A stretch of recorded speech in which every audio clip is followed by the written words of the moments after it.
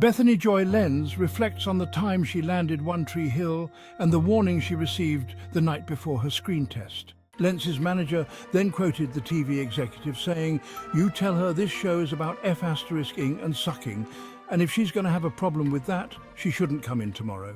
The actress later on said, "Just tell him I understand what he's saying. I'm not going to try and stop them from writing about real teenagers. I believe in this show and I want to be a part of it." Lenz noted that she felt One Tree Hill was different from most bubblegum TV with subliminal agendas, and she didn't want to limit her career to acting on faith-based projects. "Grit didn't scare me, and the One Tree Hill pilot had grit," she added. Lenz also wrote in her memoir, "I didn't feel too at risk of being objectified. I believed in this show and its ability to send meaningful, uplifting messages to the audience." One Tree Hill premiered in 2003 on the WB before moving on to the CW in 2006, following the merger of the WB and UPN.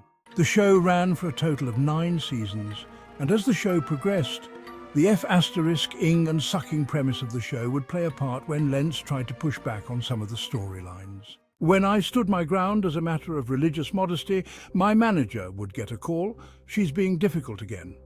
We told you what this show was about," Lenz says in her memoir, and in fairness, they did. The F***ing and sucking executive has been very clear about that. I guess I just looked at my character and figured that would be other people's storylines.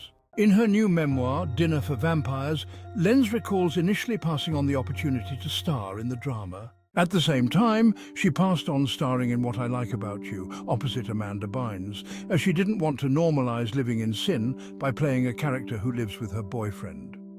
The role eventually went to Jenny Garth in the WB sitcom. Lenz, who was raised as an evangelical Christian, then got a call from her manager relaying a message from an executive the night before she was going to screen test for One Tree Hill.